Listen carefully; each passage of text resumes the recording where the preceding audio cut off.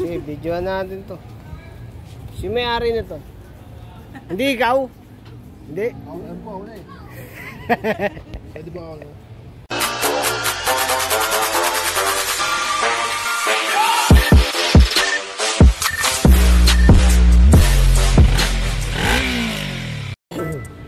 Mataba daw may-ari nito. Ito pagka bagong pag bagong kuha na na motor, ito ginagawa namin, chine-check namin yung charging. Pucha. Ayaw kasi maubad eh. Ayan, tanggalin to. Ano? Sige po. Alas naman. Ay.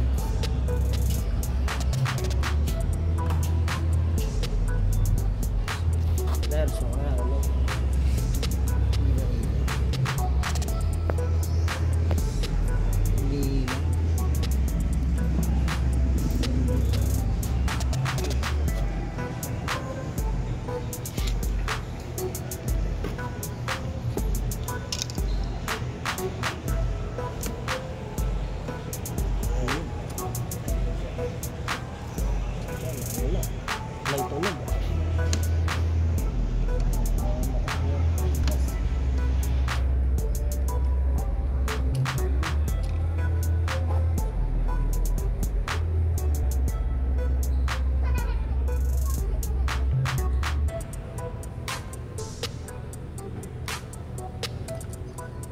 ayaw ah.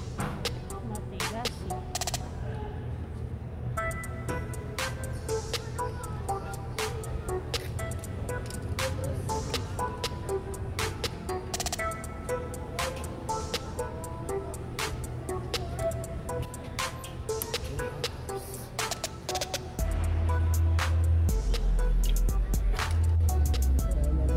Negative eh. Babalatan ko to.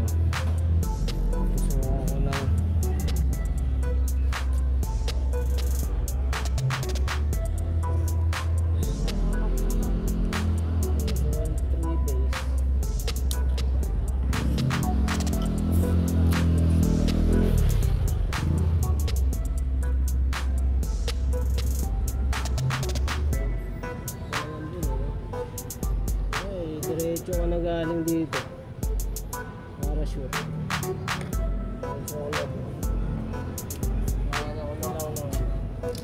Sakit, meron ako yan eh. So ano yung video? Tinip ko lang kanina yung CD. CD ay tinip. Nag-lulus kagabi. Ito yung ginagawa ko, meron akong ganyan oh. Yan. Pang testing lang yun. Para makita kung ano yung status ng ito rectifier niya. Pag-rep natin.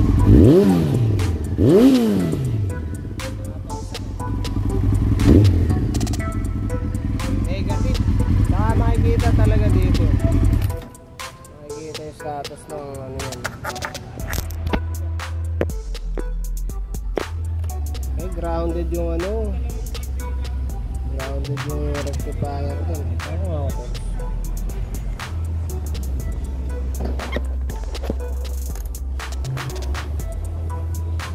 Ready.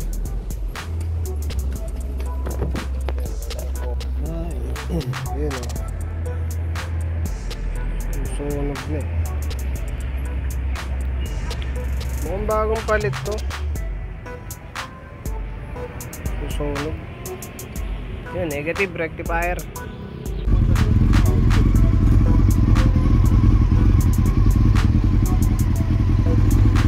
Ito pala nilagay. Now, 14 na.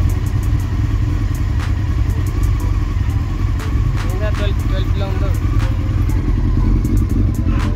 Temperature na ito.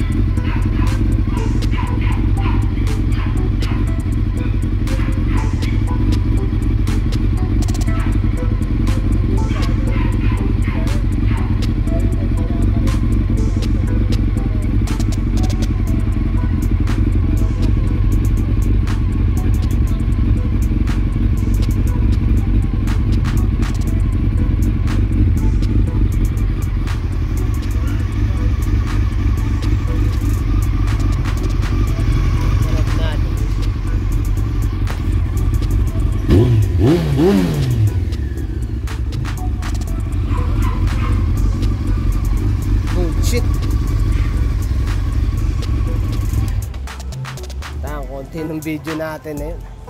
Barya yun ah. Kaya pa tayong titirahin dito eh. Bigyan natin update yung mga ano, nakatambak.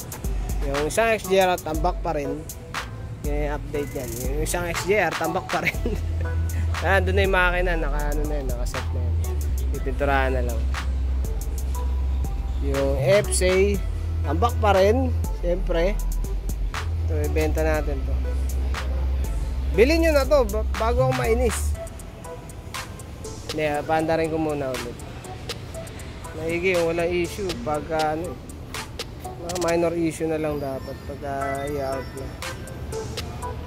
Pakita ko lang para meron kayong idea. May mga gusto mag-inline 4 dumi na.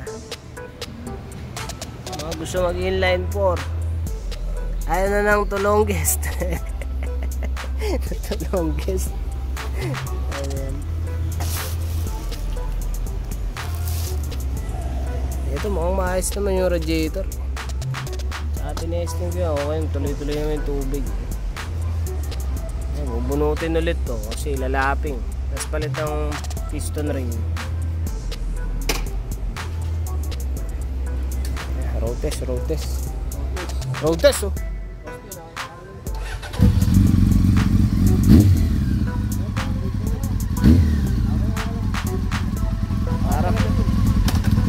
Parang sayo talaga yan eh.